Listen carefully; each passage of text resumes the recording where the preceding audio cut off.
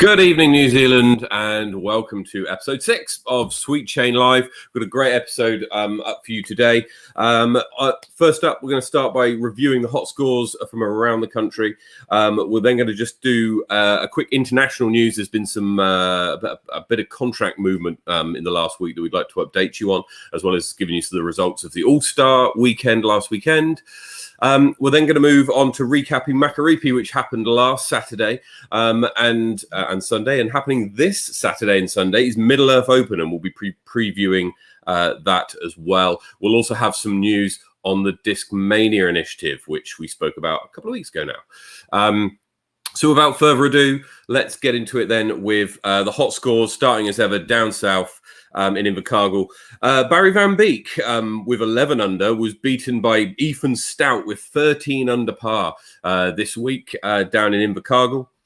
Moving across to Chingford, and 7 under was good enough for Cameron Mackey and Jeremy Brockenshire to share the honours this week. Jeremy putting in 9 rounds at Chingford over the last week, so yep, he'd been doing very well.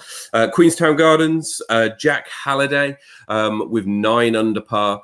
Well done to you, Jack. Across to Wanaka, and Ely Point was taken out this week with 6 under by Mushroom Martin. And staying in Wanaka, Lismore Cooper Solis was 12 under, was enough to take out the victory there.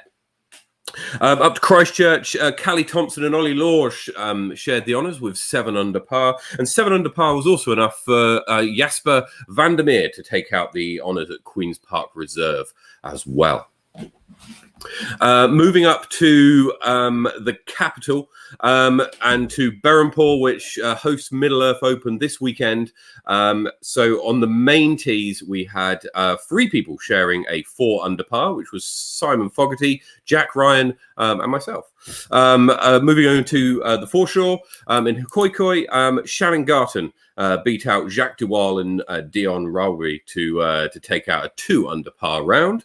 And up at Harcourt Park, Andy Davey doing what he does and shooting 2 under par at Harcourt, leading the way this week, narrowly beating out Nicholas McCauley and Carson Boone. We head up to Palmy, where we see Galal Brizzle again putting in lots of rounds at Linklater. His best at 4 under par was enough to take out the victory this week. And Trevor Woolman at Inglewood shot 2 under in what was the hot score from New Plymouth. Across to McLaren Falls, and Daniel Prendergast was around this weekend and shot +1 on the very tough Tauranga course. And up to Auckland, Steve Jessup, a regular here on the Rosedale scorecard with an even par round. And on the Woodhill red tees, we had Ed Taylor, Mark Jake, and Marty Keepin, all throwing 3 over par. So well done to them.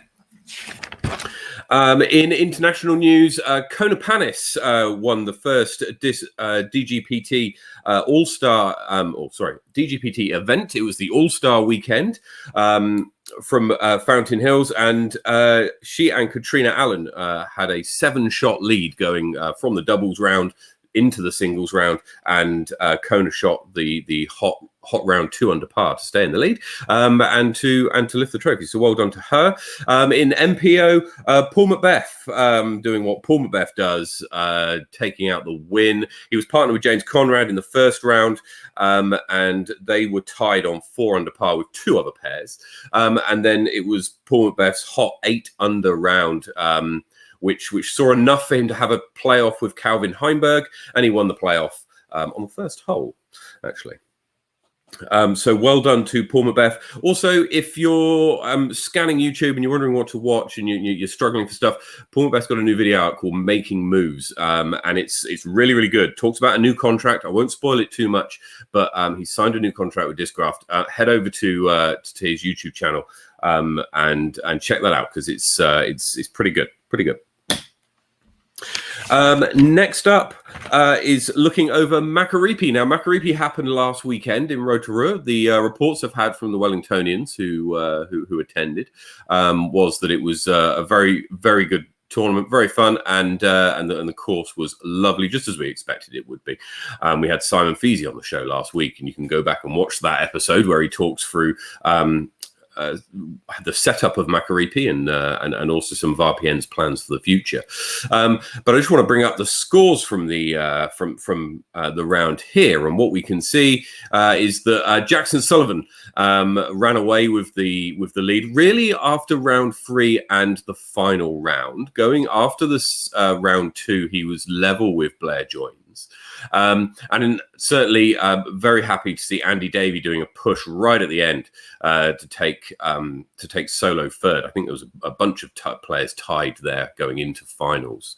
Vincent Wilson coming in 4th, and Team Sweet Chains Brady Cush coming in 5th place. They're tied with Logan. Looking ahead to Middle Earth Open now. That's this weekend. It's sold out, which is incredible. So incredibly pleased with that. And what I'd like to do now is I'd like to bring in our roving reporter and TD for Middle Earth Open, Brady Cush. I wonder if Brady, are you there? Yeah. Hey, Matt. How's it going? Hello. Right, so where are you? Where are you? You don't look to be at home. I'm currently at Wellington Airport. You're in Wellington Airport. Excellent. And you're there because? So I have 2 guests, so some guest stars who won't be appearing tonight, but they will be appearing this weekend. So Flexline Media has flown up from Christchurch, and so I'm waiting for them to arrive and get their bags and that kind of stuff because they've just arrived. Fantastic. So we're going to have Flexline here at the weekend. So if you can't make it, you're not one of the players who's managed to make it up to Wellington this weekend. You are going to be able to catch the coverage when it goes out shortly after, and you'll be able to catch all of the feature card and the league cards. And I believe the feature card is that being announced tomorrow. Yes, feature card will be announced at noontime tomorrow. So yeah, we're just kind of letting that simmer. Who's going to make it? Who's going to be featured from around the country or around the city? Hopefully, yeah, we'll announce that at noontime tomorrow. Noontime tomorrow. Looking forward to it. So we're sold out, or you're sold out for Middle Earth Open. How is that? Yep. How do you feel about that? I'm a bit nervous, to be honest. So it's twice the amount of players that I've had in the past. With summer being really crowded, I was really excited to actually get 72 players this year, which is great. And just like we've had the most players we've ever had, we've also had the most sponsors.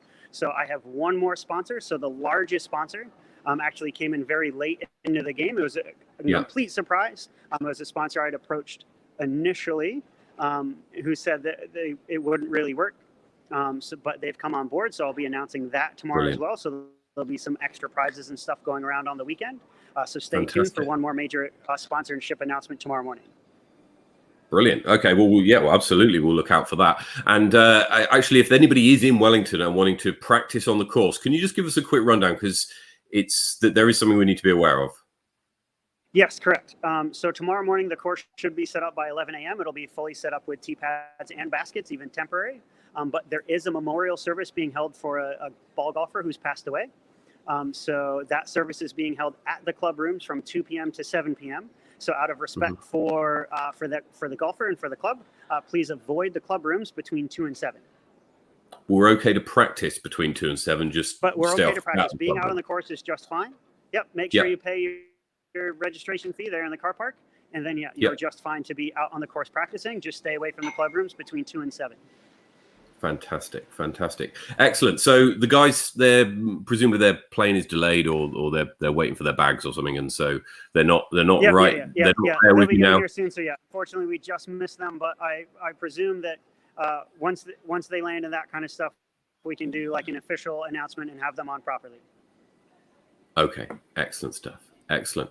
Okay. Right. Well, we're going to leave you now. And we're going to, so if we'll check in with you, well, I'll see you over the weekend, of course, and as will anybody who's playing over the weekend. And also, I'm sure we'll hear from you again soon. Thank you very much, Brady. Yeah, thanks, Matt. Have a good night. Cheers.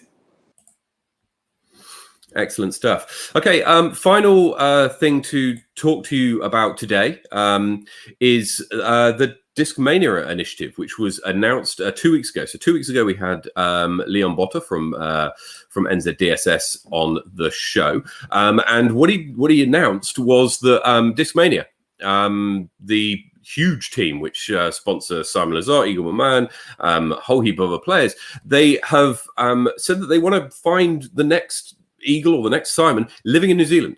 And so they've opened up this initiative, and the way in which the first part of this works is that you had until Monday just gone to put in an application for your spot as one of 10 players on the Discmania team, Discmania NZDSS team for 2021, and then there would be they would help you throughout the year, and would be assessing your performance both on the course and off it. And at the end of that, they'd make a decision, and there could potentially be some pretty good deals for people who are successful through that process. Well, the announcement for that is going to be made on this show next week. It's an exclusive.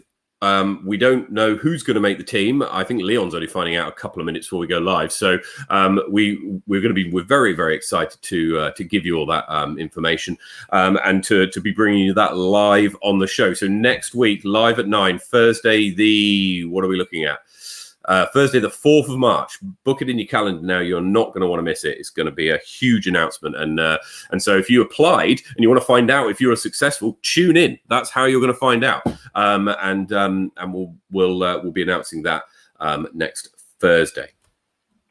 That's all from us this week. Slightly shortened show. We've got Middle Earth prep been happening here.